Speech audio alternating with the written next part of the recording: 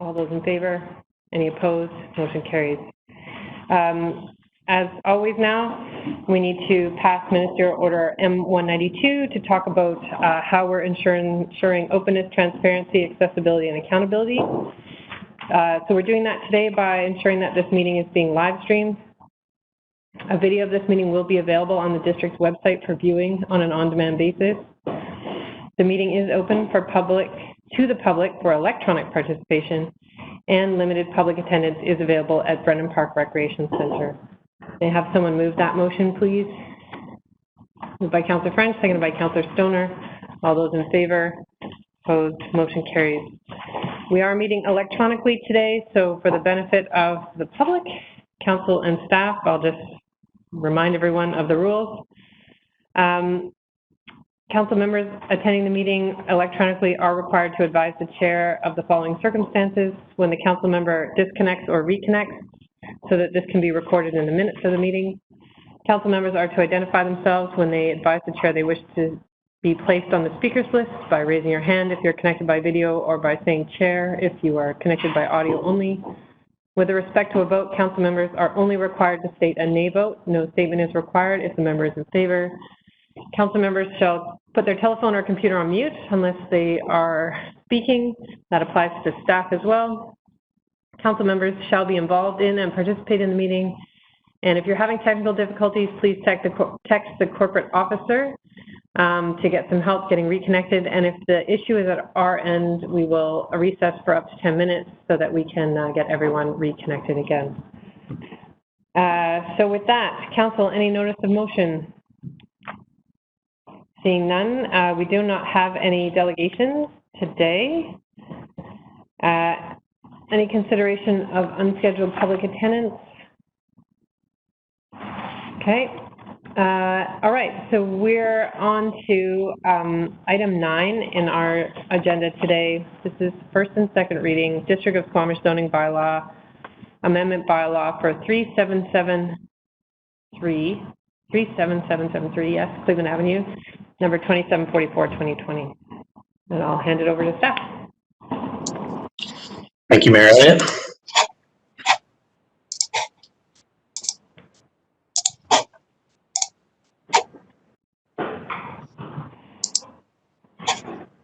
So good afternoon, Mayor and Council. My name is Brian Daly, Development and Subdivision Coordinator with Community Planning.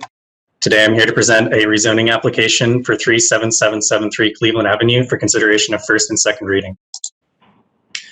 At the October 20th, 2020 Special Council meeting, Council passed the following motion, which provided feedback on the proposed rezoning application. Concerns included control of noise from rooftop and patio amenity space, and concern regarding parking and shared transportation agreement. Subject property is located at 37773 Cleveland Avenue, south of Vancouver Street in downtown Squamish.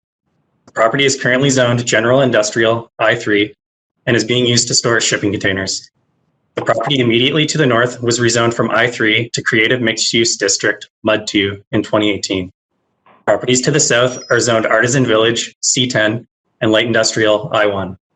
Properties to the east are zoned I1, while properties to the west are zoned I1 and Comprehensive Development Zone 6. This rezoning application proposes to rezone the subject property from General Industrial to Comprehensive Development Zone CD97 to allow for the development of a 48-room micro hotel. The CD97 zone has been drafted based off the existing MUD 2 zoning found in downtown South. The zone allows for 100% mixed employment uses, including hotel, to facilitate the proposed development while ensuring flexibility for future uses in the building should the micro hotel operation not be successful. No residential use is proposed.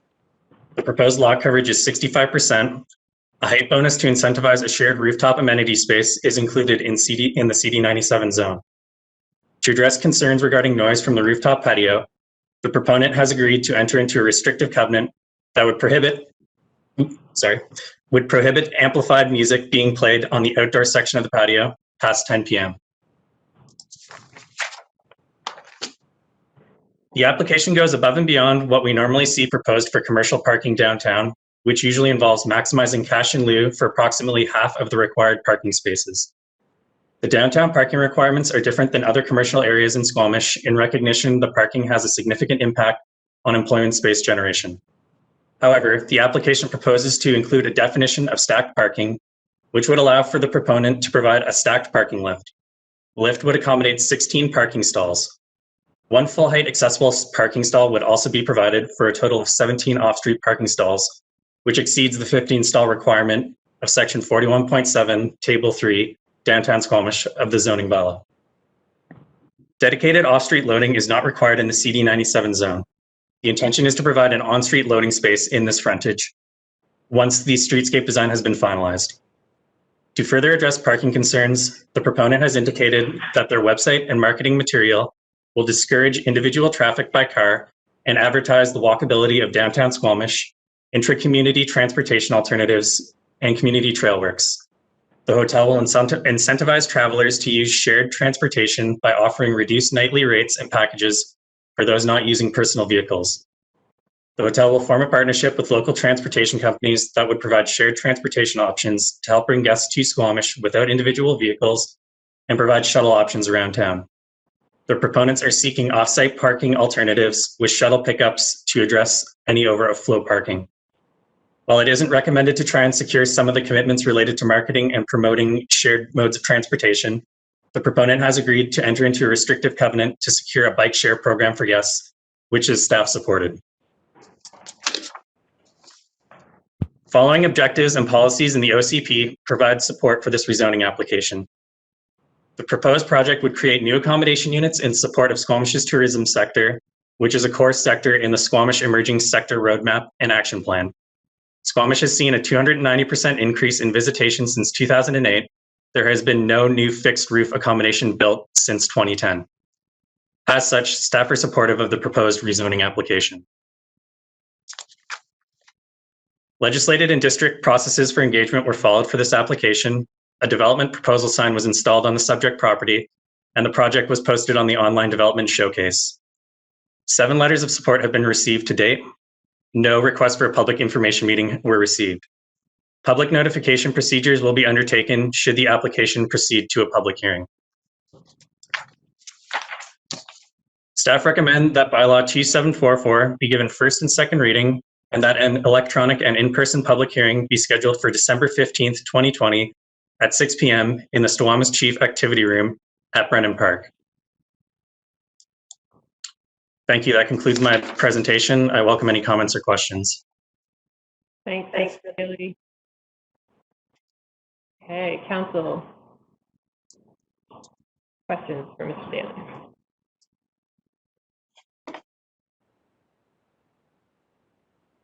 No questions? Councilor Race, and then Councilor Pettengill, and then Councilor Herford. Thank you. And we might have covered this in one of the previous meetings, but I've just forgotten, don't have it at my fingertips. The zoning requirement that you cited for for this area is a downtown zoning, if I'm not mistaken, sort of a C4 type of zoning.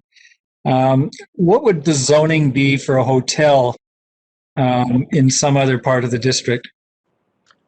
Or the parking requirement? Anywhere else outside of downtown Squamish, it would be 1 space per hotel room. This proposal is proposing roughly 1 space per 3 pod units. Right. Thank you. Councilor Pettengill? Yeah, thank you. I know I've asked about this a couple of times, but I went back and read our zoning bylaw. And so I asked about, could this be used for sort of longer term or medium term worker housing for a worker camp or something like that? And the response was no. But when I look at tourist accommodation versus motel versus hotel or even residential apartment dwelling, in all of those, it's not really clear to me that it would or wouldn't be allowed in any of those. I believe such a use is proposed or is occurring in places zoned as that. So I'm trying to understand where you actually can or can't, or what in this zoning would prevent this particular spot from being used for that purpose. Mr. Villeneuve. Thank you. So yes, we thank you for that question. We looked at the definitions for hotel, hostel, tourist accommodation, and don't believe that those would permit workforce housing or a work camp. However, the use is likely, it is occurring in some situations in Squamish where workers are being housed in hotels. It's probably occurring in residential areas as well. So I think the use that you described is probably permitted under a motel or lodging and rooming use. However, our interpretation would be it wouldn't be permitted under hostel or hotel or tourist accommodation because it speaks directly to it being provided or offered to the public, and that wouldn't be the case with a work camp. Wouldn't be open to the public. It would be units secured for that purpose. So, we respond to these issues based on our resourcing and on complaints. And at this point, we're certainly not enforcing this part of the bylaw on any workers being housed in Squamish and hotels. Okay, thank you. Maybe a future conversation, but that helps me understand this one. Thank you. Councillor Herkford?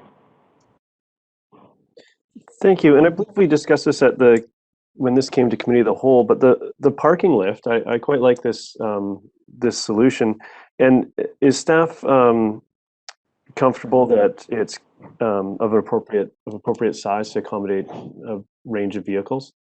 This isn't only a smart car size structure, is it? Yes, through the chair, that is correct. It can accommodate full-size vehicles and trucks. That was confirmed with the proponent at the committee of the whole meeting. So staff are comfortable with the proposal. Okay, thank you. Councillor Stoner?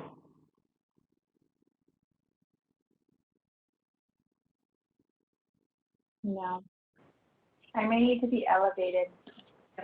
We got you. Oh, you can hear me now? Oh, great. Awesome. Thank you.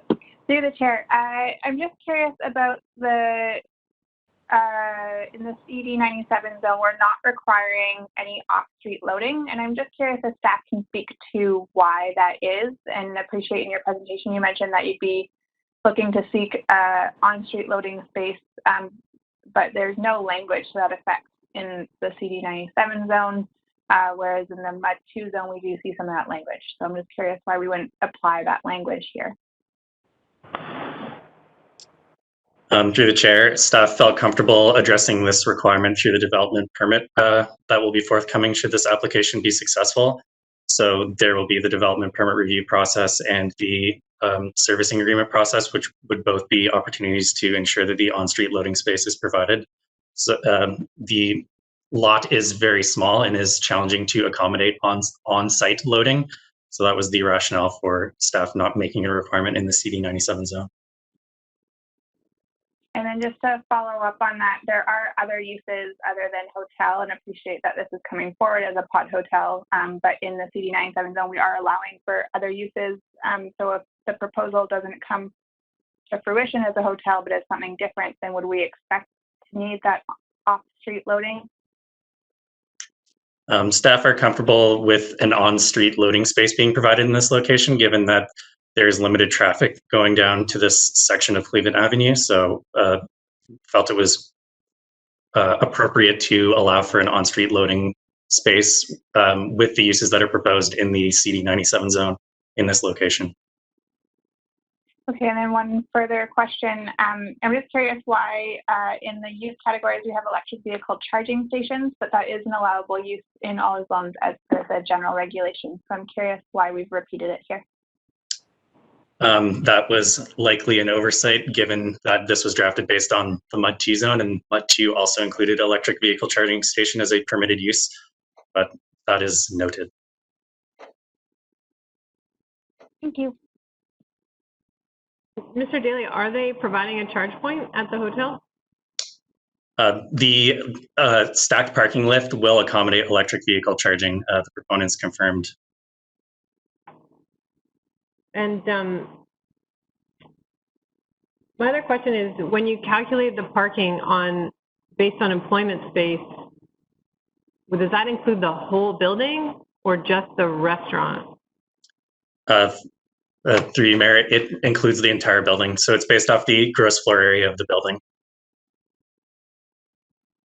And on the rooftop patio, I understand there would be like a restaurant use on the ground floor, but is there also the idea that the rooftop could be used as a restaurant, or is it really just like a lounge or a place for people to be? So through you, Mayor, it is intended to be a lounge, but that would not preclude it from offering services such as drinks or something like that.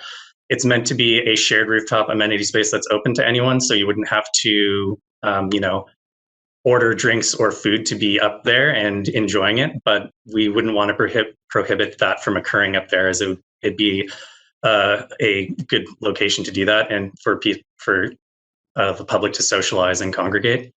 So the intention is that it would be under the business license of the hotel, and it would be open to the public. But is it connected to the business on the ground floor? No. It's meant to also function as the lobby for the sort of the lobby and congregating area for the hotel. The rooftop is the lobby. Correct. There is limited space on this site. The intention is to provide a restaurant on the ground floor, and then there's an elevator and stair access to the rooftop amenity space where you can either congregate and socialize or order a beverage, is my understanding. And it also acts as sort of a lobby, given there's limited space on the ground floor.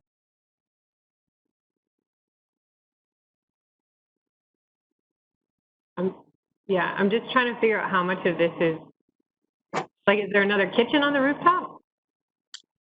No, that is not part of the proposal so far. So far, but it could. The definition of the shared rooftop amenity space is a covered rooftop patio in a multi-tenanted building open to at least one side, specifically designed for shared use by all occupants and customers of the building for cultural, social, or recreational purposes. And it does not include space that can be leased. So it could not be leased out to a separate restaurant business. It is just intended to provide social and recreational opportunities for anyone using the building. Okay, thank you. Council, any further questions? All right. The staff recommendation is to give first and second reading and set the public hearing for December 15th. That's moved by Councillor French, seconded by Councillor Herford. Any comments from anybody? Councillor Rice. Thank you. This is first reading or first and second reading, and I've said before, I generally have a fairly low threshold at this point. I am very concerned with this proposal, though, with respect to the parking. And I understand it's meeting the downtown zoning bylaw, but perhaps even our bylaw is flawed in this respect. I just don't foresee a situation where people will be arriving, with a few exceptions, except by automobile, and then wonder where they would all go. I know that area is already a little congested at times with the Howe Sound Inn and its customers, and there's a development going in. We've already zoned for across the street that'll provide more traffic and will also attract customers and visitor parking. So I have a real concern about the idea that there's accommodation here for 48 people or 48 couples and 15 or 16 parking spots. Yeah, I can understand where these things would work in some places, if it was across the street from a train station that brought in passengers, for example, or there was boat traffic from scheduled boat visits. But that's not the case here. I mean, in my observation, and I think most of the statistics I've seen, most people arrive here, most tourists arrive here by motor vehicle. And they may carpool, they may bunch up, but nevertheless, there's a car involved. And so I'm concerned about that. I'll vote in favor of first reading and first and second reading. But I have that concern and wanted to express it at this point. Thank you. Thank you, Councillor Reyes. Any other comments? Yes, Councillor Stoner. I too will hesitantly support first and second reading. I think when this came to committee of the whole, there was resounding feedback that the narrative still wasn't strong enough about painting the picture of what will happen. How will people get here? How are they expected to move around once they're here? I appreciate the proponent's willingness to enter into a restrictive covenant for a bike share program. But I still think for this to fly with our community at public hearing, that narrative needs to be stronger. Councillor Ray said it may be meeting our zoning bylaws, but there is a discrepancy here around how we currently experience hotels and how people are getting to hotels, and this more forward-looking vision. So I do have hesitation as to what feedback we'll get, but I do think that at the point where we've seen it come back from the proponent, that would be my feedback to them at this point, and happy to see what our community's feedback is at public hearing. Any further comments? Yes, Councillor Pettengill. Thank you. I'm happy to support this. I think I am always trying to think of what are our needs going to be in 5 years, 10 years, and 15 years, and a little bit less about responding to what the traffic in those situations have been. I do appreciate my colleagues' comments, and I think a strong narrative will really help with that, but I'm very interested in building businesses and facilities that aren't so vehicle dependent, and I see this as an important step in that, but having that narrative around it, I think, will be very helpful. I do also, and I've expressed it a few times, I think have maybe a broader concern about employee housing and how we're managing that in relation to our tourism accommodation and some of the other things that are going on. I think that's somewhat a broader and separate discussion, but I hope we can have that at some point as well. And that just maybe some clarification in our zoning bylaws more generally. But with that, I will be supporting this. Thank you. Thank you, Councillor Pettengill. I'll support first and second reading. I think I certainly support the concept of a micro hotel and having more fixed roof accommodation in the downtown. And I think it will be interesting to see what our community has to say around the concept and how they envision moving people up here and around town. So I look forward to the public hearing on the 15th. I'll call the question. All those in favor? Any opposed? Motion carries. Thank you.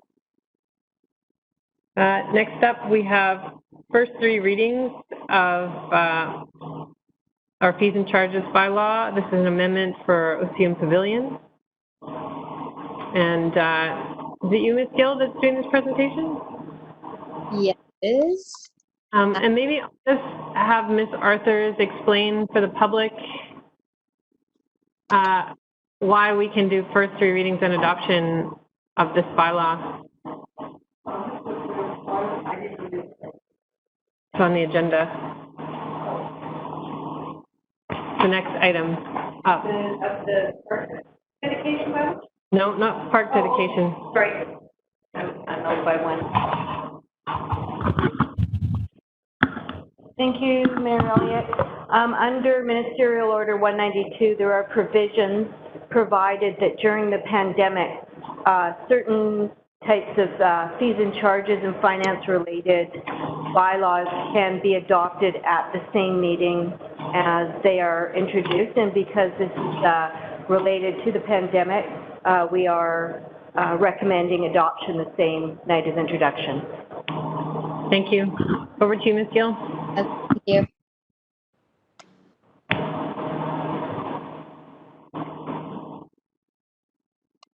Good afternoon, Mayor and Council. My name is Nav Gill, and I'm from Real Estate Services. I'm joined by my colleague Alicia Woodside from Economic Development. On October 20th, Council passed a motion asking staff to extend the temporary park use program to October 31st, 2021 to bring it in line with the temporary patio and sidewalk sale program. In order for us to suspend fees for renting the museum pavilion and suspend license fees for other parks, an amendment to the fees and charges bylaw is required. As such, we have this bylaw here for first three readings as well as adoption. Just a small note that we noticed a typo with museum, and so that's been corrected in the bylaw. So the original agenda had it spelled the other way, but we've corrected that since then. So I will pass it over to Mayor and Council for any questions and discussion. All right, Council, this comes out of our committee of the whole discussion around this issue, so happy for any questions to Ms. Gill.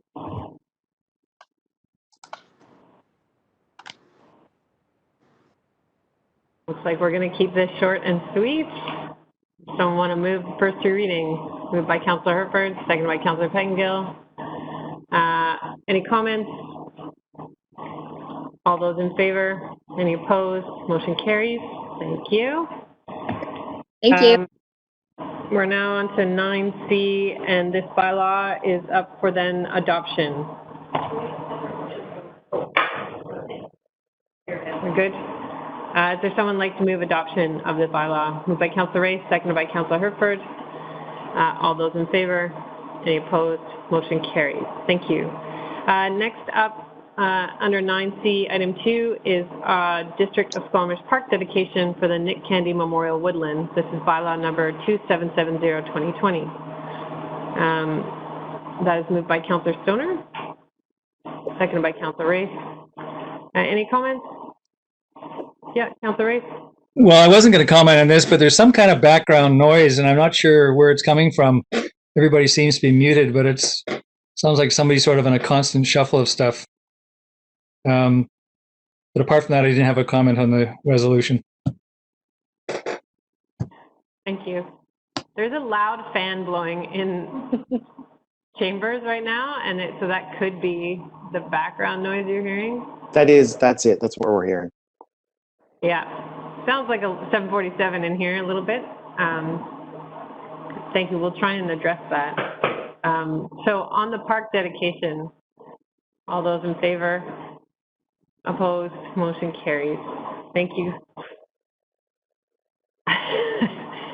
Makes me think we need a new city hall. Councillor Pettengill. Yeah, I'm not sure if this would be the appropriate time for this, but I was wanting Probably if you're asking that question, I would say no. Go ahead.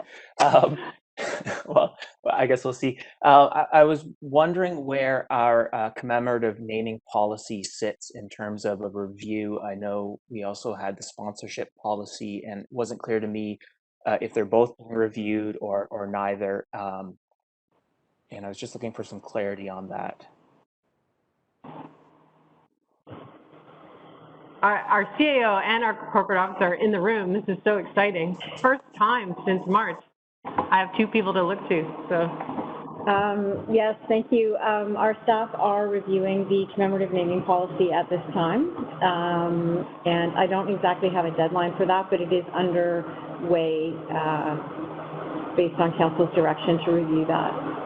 Sorry, okay. It's challenging in here with. And we have the overall naming commemorative policy, but there's also the small amenity and bench policy, which is separate, and that is coming to council before the end of the year. So the two are being reviewed, the bench and small amenity coming earlier than the latter, which will take a lot more work with other members of the community. Okay, thank you very much. Appreciate that. Thank you, Councillor Pettengill. It says recess on our agenda, but I don't feel like you've worked hard enough yet, and so we're going to keep going. So we're on item 10, A, Community Services. So the Community Resiliency Investment Program grant for 2021. I feel like either Chief Stoner or Ms. Latimer is going to pop up on our screens here. Chief Stoner, am I turning it over to you? Yeah, I am here. Do you hear me? Okay, we can. Go ahead. Okay. So I am Fire Chief Stoner, and I believe I am joined by our emergency program coordinator, Megan Latimer. We are here today to ask for the District of Squamish support the application to the UBCM, Union of British Columbia Municipalities, to the Community Resistance Investment Program grant for $150,000. That was really smooth. And the same thing, we have an application to UBCM for Emergency Preparedness Fund for evacuation route planning. I believe that is for $25,000. I can speak a little bit to the Community Resilient Investment Program grant, and then Megan Latimer will speak to the other one. So $150,000 this year was our grant ask. What we are looking to do with that money is fire training and education. That will include a summer media campaign, virtual community preparedness day, similar to our virtual fire open house that worked quite well this year. Neighborhood fire prevention workshops in Paradise Valley, Garibaldi Highlands, a wildfire prevention workshop for Paradise Valley, and a cross-jurisdictional wildfire response workshop and some home assessments for Fire Smart in Paradise Valley and Garibaldi Highlands. We'll also be doing some wildfire neighborhood risk assessments for Garibaldi Highlands in Valley Cliff, a community chipper program such as we've done before. We'll be doing a fuel management prescription for Merrill Park, seeing what we have to do to make that area more fire safe, and fuel treatments for municipal lands in proximity to the airport. And that is our ask for the Community Resilience Investment Program for this year. And maybe if you have questions about that, this would be a good place, and then we can pass it over to Megan, I would suggest. Okay. Council, so any questions for Chief Stoner on this first grant application? Councillor Anderson. Thank you. Chief Stoner, your report refers to in the activities, list of activities, fuel treatments of municipal lands in proximity to the airport. I've checked the Community Wildfire Protection Plan latest edition, where there is an appendix outlining some of these sites that may well be identified near the airport. My interest is the largest remaining municipal parcel in the airport vicinity with tree cover, which presumably may be in focus for your program, may have some other alternate uses in the years ahead, and specifically in connection with a forestry land strategy and the need to find a new site for certain wood waste handling and receiving activities. My question is, should this perhaps be evaluated, if this parcel is what might be in mind, with our real estate and our planning departments before undertaking treatments that will cost some money, when in fact the forest cover may be removed in the years ahead for alternate uses of this parcel? I hope it might be clear. So my question comes to, in evaluating the parcels for treatment near the airport that may be in municipal ownership, some of these parcels may be part of planning processes and have alternate uses in the years ahead. Yes, thank you for the question, and through the mayor. Yeah, we have done within our district consultation, we did speak to real estate about this before we put the application in. And I think at this point, there is no harm in going ahead and doing the fuel treatment. I know that I actually wasn't aware, but there may be future use for this property, and that's great, but there's no saying what year the wildfire year is. And if we have the grant funding available at this time, I would suggest that it makes sense to go ahead and do it this year, and then we're fire safe. Chief Stoner. Thank you. Any other questions for the chief on this grant application? Okay, so maybe I'll turn over to Ms. Latimer to talk about the second grant application. Thank you, Mayor. So today I'm here to seek council endorsement for the District of Squamish to submit an application to UBCM's Community Emergency Preparedness Fund, specifically for an evacuation route planning project, which will be focused on conducting a large-scale exercise program. So back in 2019, Council endorsed the Sea to Sky Multimodal Evacuation Plan, which details how a mass evacuation of Squamish or Whistler would be coordinated. And in order to ensure the operational readiness of the evacuation plan, we're proposing a large-scale functional exercise program to test the assumptions and processes that are outlined in that evacuation plan. The exercise program that would be funded under this grant would be part of a wider regional joint initiative with the Squamish-Lillooet Regional District and the Village of Pemberton's emergency programs.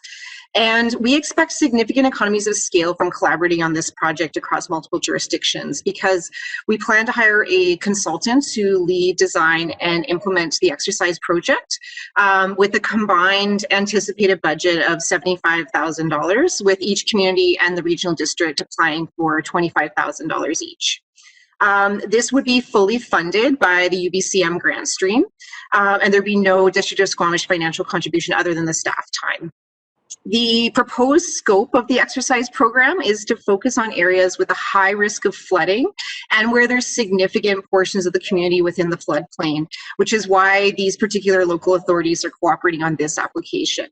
That being said, it does not preclude the participation of other key partners in the region in the exercise program, so including the Resort Municipality of Whistler, Squamish and Lillooet Nations, and the District of Lillooet. With that, I would like to request that Council approves the following resolution: that the District of Squamish submits an application for the UBCM Community Emergency Preparedness Fund for an evacuation route planning project, and I will take any questions you might have on that. Thank you. Any questions for Ms. Latimer on this application? Councillor Anderson, and then Councillor French. Thank you. I recall during the last presentation on this, on the multimodal evacuation plan that would have been in May of 2019, I raised the issue of waterfront facilities, not only here at Squamish, but on Harrison Lake for the folks in Pemberton and that valley. And what you affirmed to us at that time is that the multimodal evacuation plan is really a work in progress that will be fine-tuned as we go and learn more. And this is an opportunity for that. I'm aware that some members of the community have brought to your attention the past use during emergency situations, specifically highway shutdowns of waterfront facilities, and some that aren't yet highlighted, if you like, in the evacuation plan, namely log sorts at Spring Creek on Harrison Lake, which is the only water access to that lake for that valley, and here in Squamish Harbor. So my question is, during the process of the work to be undertaken, this might be an opportunity to continue that refining and checking of those specifically waterfront interface infrastructure opportunities for evacuation planning? Through the mayor, this is absolutely an opportunity to look at all of the different options that might be available to us for an evacuation scenario. And I do want to stress that this is for emergency management, emergency preparedness, and mapping out all of those options for that type of context. So that's certainly something that we would be looking at, would be updating the plan, and also at some of these more creative uses of different options that are available to us. Thank you. Councillor French? Thank you. With all the different government bodies being involved in this, wondering if there will be a lead agency, or is this truly a cooperative initiative amongst all the groups? Through the mayor, I think we would be looking to the SLRD emergency program to be the lead on it, just because of the umbrella structure in terms of how Village of Pemberton and District Squamish fit in on that. However, it would be collaborative in that we would each be managing our chunk of the budget ourselves. However, we would create a decision-making structure in terms of how that would be spent and how it would be directed in terms of managing the consultant and the efforts associated with that. Great, thank you. Ms. Latimer, I'm wondering if you could sort of help define for the public what large-scale functional exercise looks like on the ground. Like, are you actually evacuating people? Is it more of a tabletop exercise? What will our community see if this funding goes through? Thank you, Maya. That's an excellent question. So we've actually had a few examples of that in Squamish before. So in 2016, we had Operation Gumboots, where there was actually, to my understanding, full operational initiatives in terms of looking at evacuating portions of the community, receiving them at a reception center, and also working with the different first responder agencies and crews on the ground, how they link in with the EOC in terms of communications in a flood response emergency. We've learned a lot since then, and also with the introduction of the evacuation plan, I think we'll be able to have an even more nuanced exercise this time. The other example I would point out, which some members of the community might be familiar with, is the large-scale exercise that was held on the North Shore late last year, Exercise Anona, which was testing the transportation of emergency personnel to different sites in North Vancouver and Metro Vancouver. And two of our councillors actually had the opportunity to participate in that, Councillor Stoner and Councillor Pettengill. So we'd be looking to do something similar here. I can't talk about the specifics of what it would look like, because we'd be looking to work with a consultant to design how the exercise would play out. But I would certainly think we'd be looking to test multiple modes of transportation, as well as communication between the EOC and on the ground, and also looking at participation of residents in some scope as well, to increase familiarization with the plan. And so, considering we're in a pandemic and we get this funding, would we potentially have to do this under COVID protocols, which isn't a bad thing, I suppose, but or would you wait until we have phase 4 and greater freedom of movement? That's a great question. I think ideally we'd be looking to do the functional exercise when there is greater movement available. That being said, we would be looking at having to build in several tabletop exercises in preparation for the functional exercise. So that could certainly be done under the pandemic restrictions, and could be done virtually with the different agencies and other stakeholders that would be involved in this. And then I think we would be looking to, if possible, do the actual functional exercise when we're able to do that in person safely. If that doesn't look like it would be the case within the grant period, then we would look to adapt it and do something in a remote or virtual capacity. Thank you. Councillor Pettengill. A little bit of a similar question. You know, maybe the pandemic is finished when we're doing the exercise, so we do have more freedom. But going forward, do you think that it'll be an assumption that these evacuations are happening in a pandemic time of some sort, and that will be built into going forward, all these? Because I think the North Vancouver evacuation exercise was really eye-opening and awesome to be a part of. But you know, we weren't assuming that people were infectious at that point. And it would change things quite a bit, I think. Yeah, through the mayor. It's another good question. And I think there's been quite a few learnings. We were actually sort of the pioneer of many of the learnings of how to do evacuations during a pandemic with the wildfire back in April. So we have captured many of those in terms of, you know, what went well and what we need to work on and what we need to make sure that we are considering for the next time round, because I'm sure there will be a next time inevitably. And so I would say all of those learnings we'd be looking to include those in the main body of the evacuation plan document, not just the operational piece, which we refer to now, just so the community would be aware of what some of those considerations would be, like packing extra personal protective equipment if in your grab and go bag or your emergency kit, you know, how you're going to evacuate yourself if you aren't able to carpool with neighbors and that's a mode you were relying on. So those kind of considerations are certainly something we'd be looking to document and potentially even test if depending what the circumstances are by the time we get to the functional exercise date. Thank you. Anything else? All right, so council, let's go back to item 10A1. So this is the Community Resiliency Investment Program grant for $150,000. Is there someone that would like to move that? Moved by Councillor Herford, seconded by Councillor French. Any discussion? All those in favor? Opposed? Motion carries. Thank you, Chief Stoner, on that one. Then the UBCM Community Emergency Preparedness Fund for evacuation route planning. It was moved by Councillor Pengill, seconded by Councillor Anderson. Any discussion on this one? I'm just glad that this continues to move forward. I know this wasn't a headliner thing, emergency preparedness, on our strategic plan, but we did say it was an ongoing priority.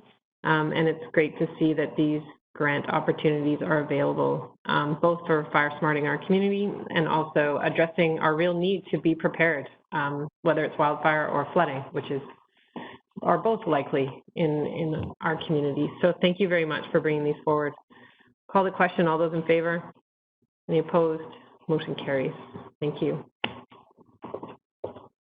Look at us and how efficient we are. We are now on item 10B1, Municipal Hall Electric Vehicle Charging Station. Mr. Buxton, am I handing over to you? Yes, thank you, Mayor and Council. Hopefully you can hear me okay. Just quickly going over the lease or license of occupation with BC Hydro regarding the EV charging station across the road here at Muni Hall on 2nd Avenue. Nothing is going to change functionally with how the public uses that. So as far as the public goes, they're not going to see any changes with this. But I mean, it's been there 6 years. It was originally leased to the district. Then that was given to us. We've been responsible for it since that time. We've been working with a sort of an intermediary on operations and reporting. We're a bit of a go-between in terms of repairs between BC Hydro and any potential user of the site when there are repairs and maintenance. There's a new regulation which the current lease probably doesn't comply with, hence BC Hydro is looking to, quote, repatriate the current lease agreement. The options are to really to terminate and remove the current lease and remove the equipment. So the best is to repatriate it and enter into the license of occupation with BC Hydro. I say nothing will change with respect to how the public interfaces and uses it. BC Hydro don't typically, but in this case are offering to provide us the usage information, so we'll continue to know what that is. And the lease and the license of occupation also allows for BC Hydro to potentially adding another or second EV charging station in that location during the term, and the term is 10 years. So if council has any questions, I can certainly try and answer those. Councillor Pettengill? Thank you. As I was reading through this, I was thinking about, and I know we've just approved a grant to add a bunch of EV chargers throughout the corridor, but we seem to be in a transition stage where, you know, on the one hand, we want to incentivize these and have as many as possible, but at the same time, people are starting to commercialize these and use them as a business. And just wanting to hear your thoughts on where we are in that, or how we kind of interact with that tension, because we usually tend to stay away from getting involved in commercializing stuff or the commercial side of things.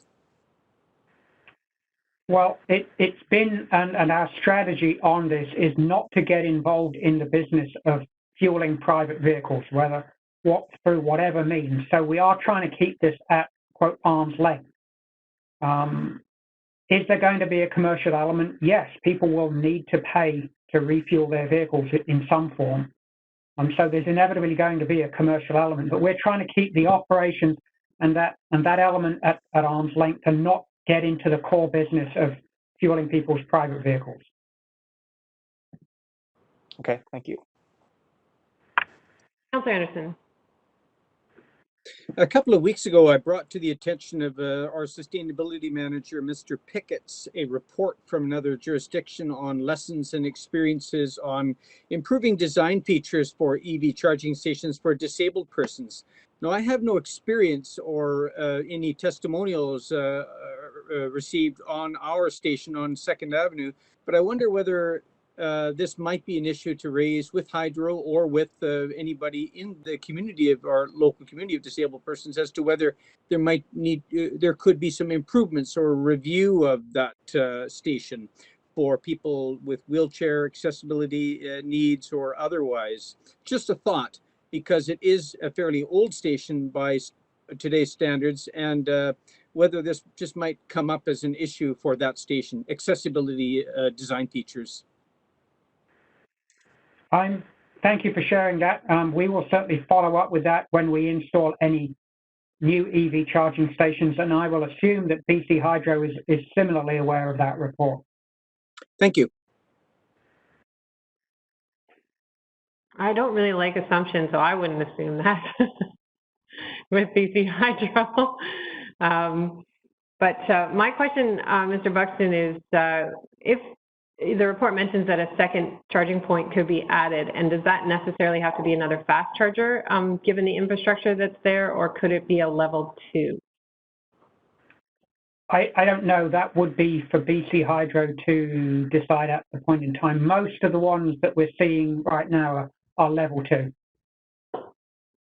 I mean, the technology is changing almost week by week. Okay, but we don't have a preference? Typically level 2, because it's the most universally, it's the most usable for people, and it doesn't require people to be at that location for long periods of time that a level 1 requires, and a level 3 is only available to certain vehicles. So we're trying to sort of avoid that at this point. The level 2 seems to be the most universally acceptable. And so do we have any influence through this license of occupation or with BC Hydro, or do they have autonomy once they take this back to make those decisions? They have the autonomy to decide. Right. Any other questions? Okay. So the motion in front of us is that Council approve the license of occupation between the district and BC Hydro for the facility located on 2nd Avenue, and the mayor and corporate officer execute the agreement. There's someone that wants to move that. Councillor Hooper moves. Jenna. Councillor Stoner seconds. All those in favor? Any opposed? Motion carries. Thank you very much. Thank you. Next up is a discussion on the biosolids program MOU with the resort municipality of Whistler. Thank you again. I'll be very brief in covering this MOU. They're related to our biosolids program, mostly to keep council up to date on what essentially are the start of some intermunicipal discussions amongst staff that may lead to intermunicipal service agreements in the future should we get to that point. And I didn't really want the first point in time that council hears about this issue to be a potential budget request or service agreement, just to keep you updated on what we're up to. So currently our biosolids are processed at the Whistler compost facility just south of Whistler through a sort of a heat treating process into a saleable compost product. It's a significant cost for us each year in terms of we spend close to $500,000 on trucking and disposal of biosolids. So it's a very significant amount, and there aren't that many options for disposal. In terms of the Whistler facility that's operated by the resort municipality and GFL, capacity limits are being approached in some cases. Facilities are aging and approaching the end of their lifespan. New processing options are available. There's increasing competition for that product from other similar facilities in the region. And current tipping fees at the facility are not adequate and are subsidized to a degree by Whistler taxpayers, which is not a typical way that utilities are financed. So the resort municipality has asked if we're interested in taking a more active role in the planning, operation, and financial planning of that program and the facility. Currently, with what I've called a price taker, we get the tipping fee from the resort municipality, and we pay that to dispose of those biosolids. And we have some exposure to changes in those fees that are made at Whistler's discretion. If we do take a more active role and get involved in this program as suggested, it's potential that we can at least have a role in the price setting And that gives us greater certainty over time with respect to our budget for biosolids, which I say is a significant amount. It's close to $500,000 a year. And I mean, whether or not we get involved in this or we don't, we are going to be paying increased amounts, whether it's through tipping fees or through some form of agreements, operating agreements with the resort municipality. So it's a cooperative way of getting to the same point in time in the future. So what it commits us to doing in terms of a staff level is looking at process capacities, expansion plans, capital and financial models, and if we get to that point, a potential partnership agreement, any of those solutions or outcomes are going to require approvals from council, budget approvals, intermunicipal service agreements under the community charter. So we're a long way from having any decisions, but I just wanted council to know that there are some pending changes coming to the Whistler composting facility. We use it, we spend a lot of money there, and we have some interest in how that facility operates into the future, hence the MOU. If council has any questions. I have lots, but I'll go to Councillor French first. Okay, thank you, Mayor Elliott. I noted in the report that it says since 2017, there have been times when the composting operation could not maintain capacity and needed to redirect biosolids to another facility for processing.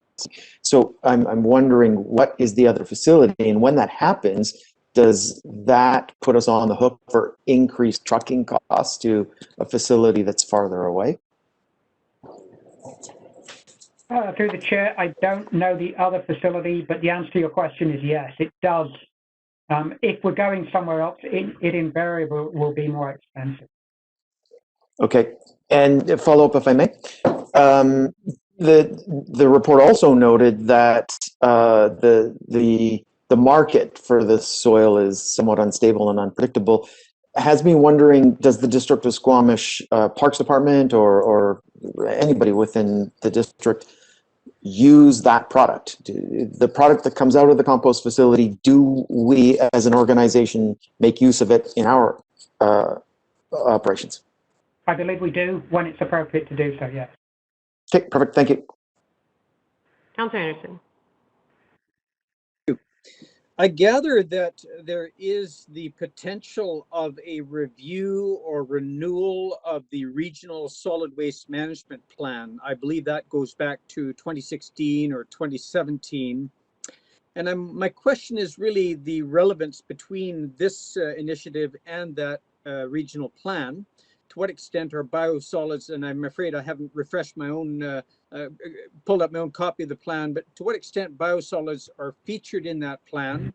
And when we look at the proposed MOU and its activities, what is the relevance, Mr. Buxton, of this initiative to a potential review of the Regional Solid Waste Management Plan? If I may be clear enough there. Through the chair, very, very little, quite frankly. This is a liquid waste management plan, not a solid waste management plan issue. So that biosolids are not treated in that as a specific, focus in the Regional Solid Waste Management Plan? I'm not aware of the complete details of what the Regional Solid Waste Management Plan encompasses, but this fraction of materials exiting the wastewater treatment plan is planned under the liquid waste management plan. Thank you. Other questions? Mr. Buxton, the number of 480,000 for trucking and disposal, we bought a truck so that we wouldn't have to contract the shipping last year. So does that number based on still contracting fees to ship it, or is that based on us using our own truck and our own staff? Through the chair, those numbers are from 2019. I could get council the latest numbers for 2020. I don't have them at hand. It's still a substantial amount of money that we're going to be spending disposing of our biosolids. But we bought the truck, so that number would be lower. So that truck didn't come into service until this year. correct. The trucking fees will go down, the tipping fees will invariably go up. Okay. The report says that the market for the compost product is uncertain, and there's also increasing competition from similar facilities in the region. Where is this competition? Every other wastewater treatment plant and similar facility that's processing biosolids is tending to produce the same or a compostable product. So there's simply more of it on the market.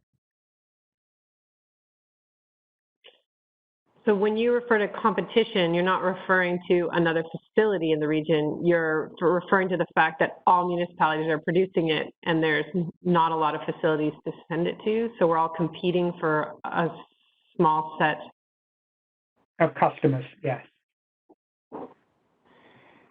Where is increasing demand is static, largely. Right. There's not another facility. Is there another facility in the SLRD that is composting biosolids? I'm not aware of one. I'm not sure what the facility north of Whistler can do with respect to biosolids, but we're not aware of one, no. The other options that we're aware of that are cost effective are in Princeton.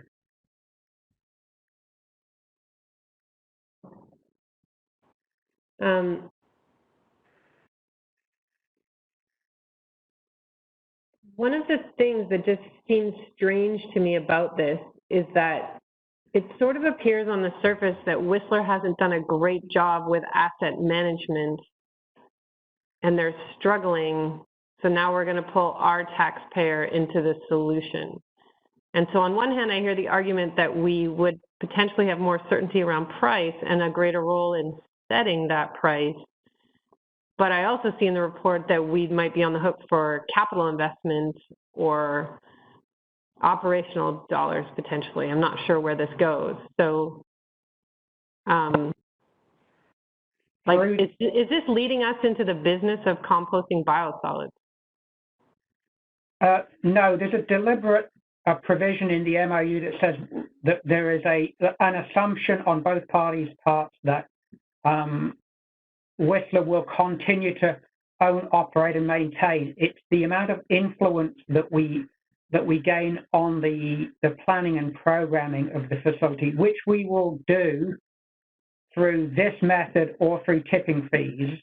The other thing that this will do is it gives us some influence on scaling, technology choice, financial modeling that we can then use to evaluate against other options that we are aware of in the region. There are cost-effective ways that we've been made aware of in the last year to ship these to other facilities at substantially reduced tipping rates, but in like massive shipping distances. So the GHG implications are significant of shipping them to Princeton, even if we save a lot of money.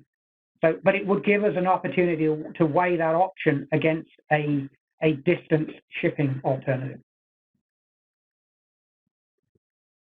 All right, so agreeing to this MOU today only enables staff to pursue the conversation, but does not commit us to any further agreements at this time. That is correct, yes. Councilor Race. Thank you. Do we also send our curbside recycling or composting rather to this same facility? No, through the chair, no. That goes to the facility north of Whistler. Sea to Sky Soils takes that. Correct. Okay, thank you. Would we ever do it locally? Well, to be honest, if we proceed with this option, reviewing doing it ourselves, we can at least model a self-solution against a regional solution, should it come to that. Yeah, we seem to have a lot of wood waste to mix with biosolids. But we have very little land on which to do it, and this facility needs to be somewhat remote from nearby residences. Oh, so we can't offer Doug Race's backyard for this. We certainly could try that out and see how his neighbors feel about it, yeah. Councilor Race. Thank you. Just so you know, this facility actually started off in Squamish. It was on Queensway, and it was run by Carney's, and there was considerable community objection to it once it was up and running. So ultimately, Whistler bought it and moved it up north, and that's where it came from. And so we may be able to start up a facility, particularly if we're starting to develop volumes. And we have our own curbside composting now, which we didn't even have then, I don't think. But the location is extremely sensitive. And so it's not likely we're going to find something within our municipal boundaries, but maybe a little bit closer in some other direction. It does certainly have an odor to it. I have toured that facility. Mm-hmm. Okay, any other questions or comments? All right. Staff are recommending that we accept the MOU for information. Moved by Herford, seconded by Councillor French. We'll call the question. All those in favor? Any opposed? Motion carries. Thanks, Mr. Buxton. Thank you. Next up, House on Women's Center renovation project. This is on waiving some fees. Mr. Vilaniskis. Yes, thank you. So this is a recommendation to council to waive building permit and temporary use permit application fees. The Women's Center is preparing to do a renovation on their current location. And so they found a space downtown where they can relocate for that, on a temporary basis while they're doing the renovation to their main office. That permit will be delegated, but they would like the fees waived. And then also the motion includes waiving of fees for the actual renovation in terms of building permits and any servicing fees as well.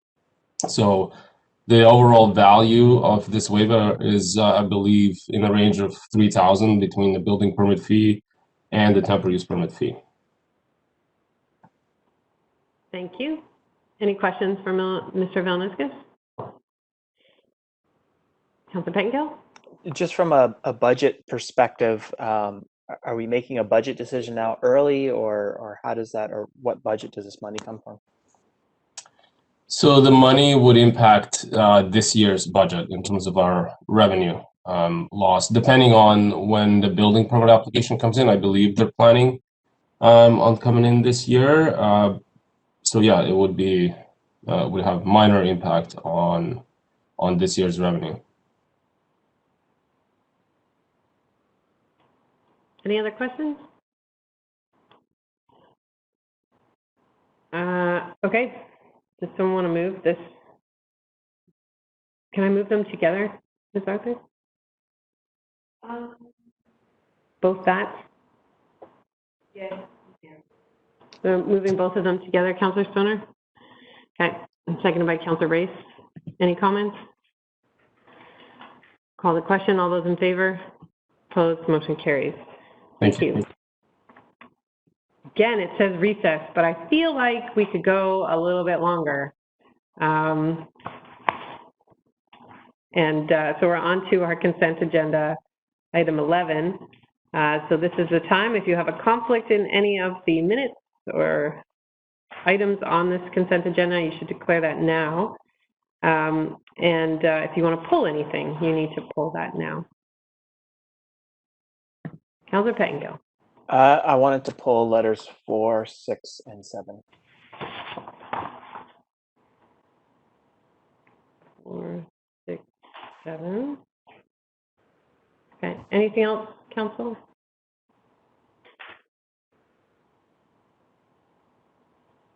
All right. So motion to move the consent agenda. Moved by Councillor Race, seconded by Councillor Herford. All those in favor? Opposed? Motion carries. So we will deal with those letters, Councillor Pettengill, under item 13. So you're up.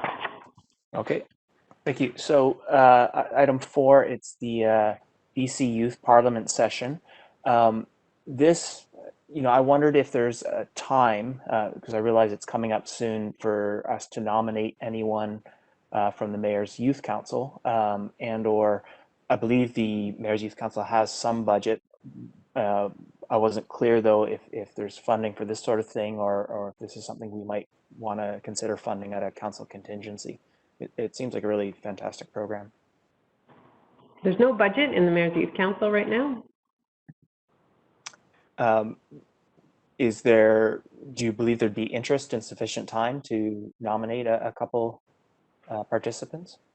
The Mayor's Youth Council hasn't been meeting during the pandemic, so we're looking at getting that back up and running for 2021. Okay. I think then But we could certainly refer this to the high school. Oh, Ms. Arthurs has already sent it. I sent it to the high school on Ms. Arthurs' advice last week. Okay, So I'll leave it there for now then. I guess move receipt of this letter. Is there a seconder? Councilor French? Your hand is up, or are you seconding that motion? Seconding, and I'd like to speak very briefly to it. Okay, go ahead. One of my own children participated in this program a couple of years ago. It's quality programming, and I highly recommend anybody that's interested in politics for this age group, go for it. Thank you. Thank you. Call the question. All those in favor? Opposed? Motion carries. Letter 6. Yeah, so this topic came up at the Howe Sound Community Forum, and I believe West Vancouver has passed a resolution about this that they shared with us. Before I proposed taking that action, I wanted to ask what our current practices are, and I apologize, I missed the letters in my note out to give staff a heads up, so I don't know if that's better to come back to us later in a memo or something. Well, actually, Ms. Arthurs is going to speak to this because we've got something on the agenda already. Yes, we do. I thought I was going to remind council that it's on the agenda planner, this very topic for next week's committee of the whole. It's coming with our invasive species pesticide, rodenticide. There's a report and some recommended discussion. Okay, fantastic. I guess I'll move receipt again, then, please. Seconded by Councillor Stoner. All those in favor? Opposed? Motion carries. Letter 7. Okay, thank you. And I'll start off with a process question here for staff. With items like this, is it useful or necessary to refer items like this to staff? I mean, when I read it, it seemed like a natural way to get some additional funding for our GIS and possibly support some of our affordable housing. So my intent wouldn't be to direct staff to pursue it, but just to make sure the right people are aware of it. And we just get such a volume, I'm not sure if that's useful or not. Go ahead, Ms. Arthurs. So we also, as staff, receive these bulletins from the MP and very often from the province when they come in, or different federal ministries, and we forward them to staff, applicable staff when they come in. Okay, thank you. So I'll just move receipt. Second by Councillor Race. All those in favor? Opposed? Motion carries. Thank you.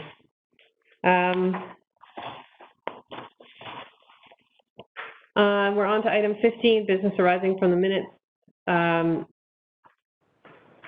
Okay, so this has to do with our short-term rental discussion from the October 20th special council meeting, that we bring back the motion that was put forward by Councillor Stoner for reconsideration, and that we actually rescind that motion. And this, I'm bringing this back because I think after hearing from staff and speaking with Councillor Stoner, there is a way to make this motion more clear and provide better guidance to staff, and also more clarity to the community about what Councillor Stoner was trying to achieve. And I think under good process, that's really important. And so what we would do is rescind the motion that passed that evening and replace it with the following, that when short-term rental bylaw is brought forward for adoption, staff also bring back for council consideration an analysis of the following options available to legitimize a limited number of short-term rentals in secondary suites and carriage houses. And those options are business licensing, which could potentially include an amendment to the zoning bylaw, a temporary use permit, or an expedited temporary use permit. And so before I put that motion on the floor, I'm happy to have any questions. Councillor Ray. Thank you. Just clarification on process, because if it comes back for reconsideration, do we not just have to defeat it because we're in effect voting on it again? And we could just defeat it, which in effect rescinds it, and then go on to the next motion. And could I, as opposed to whatever reconsideration involves, and then passing a separate rescinding motion? Yeah, we've certainly talked about this, so I'll have Ms. Arthur speak to it. So Councillor Race, that's correct. That is an option. But we don't know if perhaps at the same time as it's being reconsidered, someone might want to propose another amendment or something like that. So we'll put it on the floor, and the expectation or the thought would be that somebody could pass the staff recommended motion as opposed to as an amendment, or to rescind, which would rescind it and then introduce the new motion. Does that make sense? I'm probably muddling that up.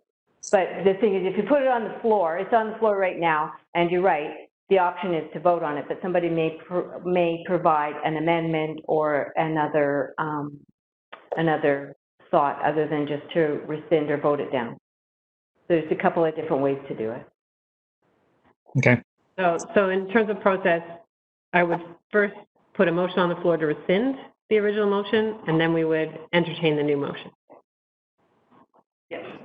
Any other questions? Okay, so I'll put forward the motion to rescind the following motion that was passed at the October 20th special council meeting, that prior to the enforcement of the short-term rental bylaw, that staff bring back options for a business licensing system that would allow for a limited number of STRs in secondary suites and carriage homes.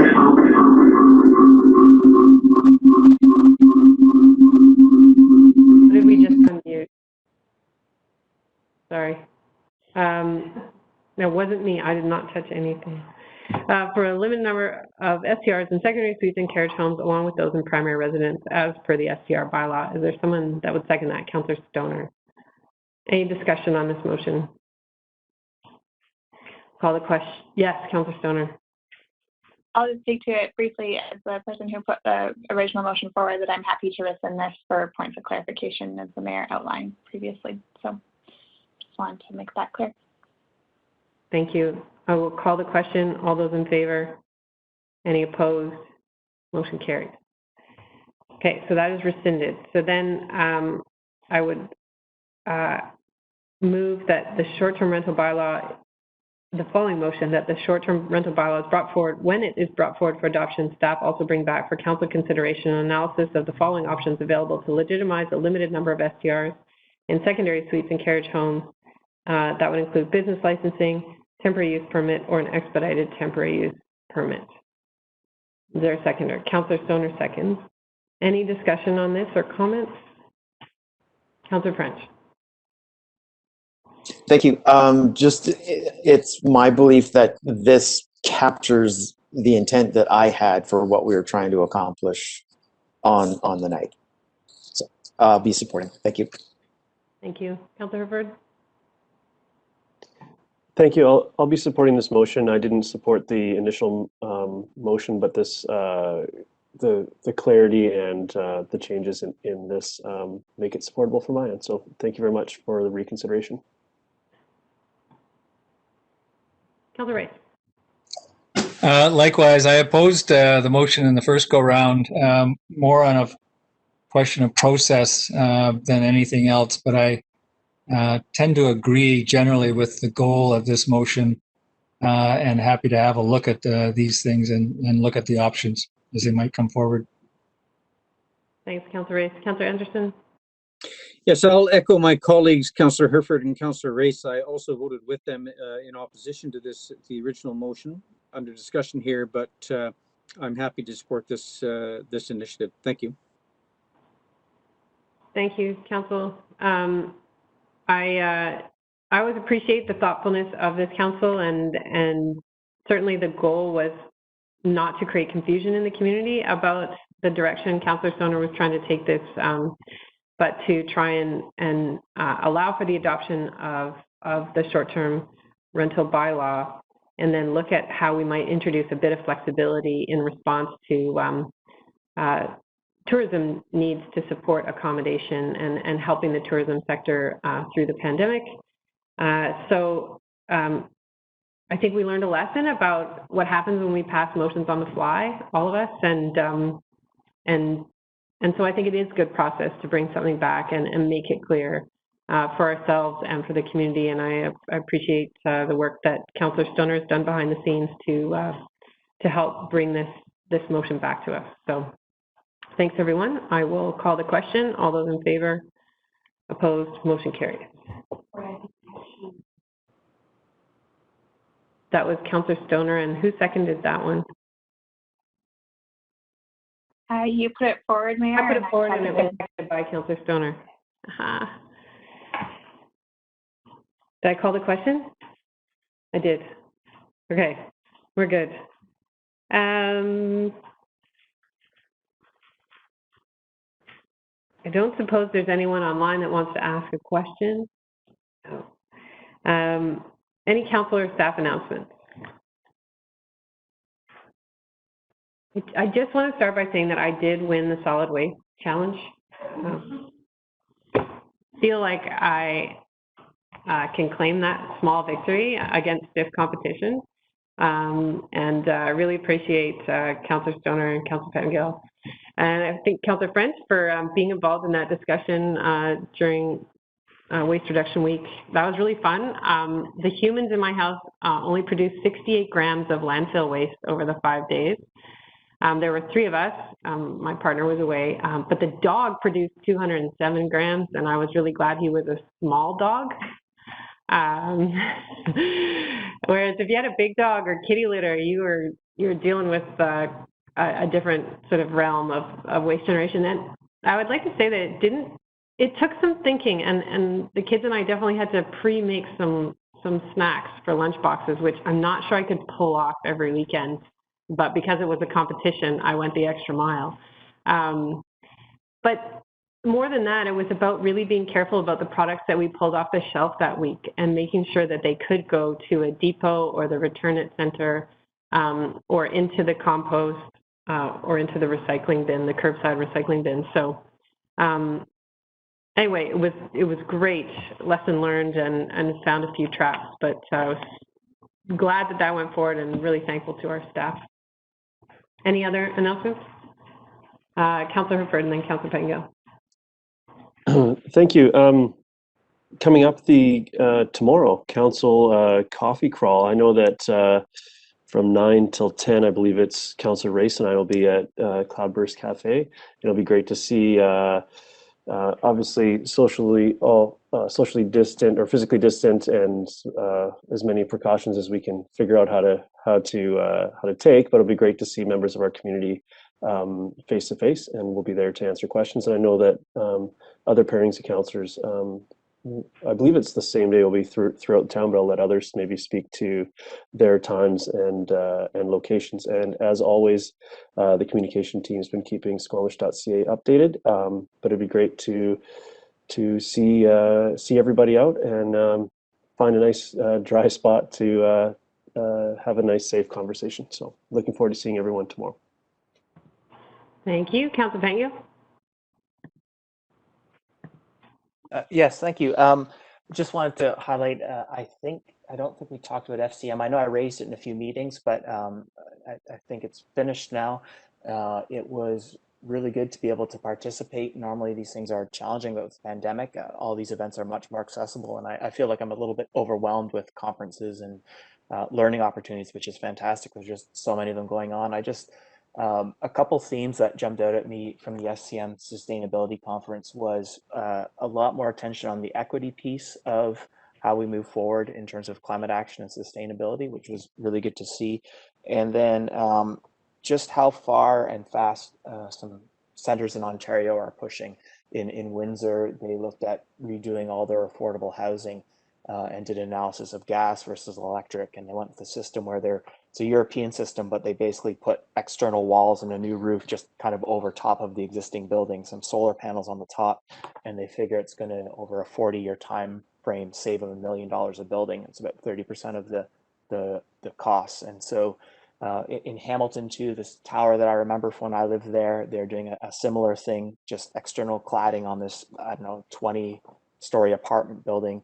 And so really, really fantastic things, and redoing the inside to make it much nicer for the people that live there as well. The other thing I wanted to highlight it's totally escaped me, so I guess I'll have to not mention it. When is your council coffee crawl? Oh, thank you. Tomorrow, 4 o'clock to 5 o'clock at Cloudburst Cafe with Councillor French, and looking forward to that one. Oh, and I remember, so with the reading group that came out of the 21 things you probably didn't know about the Indian Act, Squamish Library and Whistler Library have gotten Bob Joseph to come and do a talk.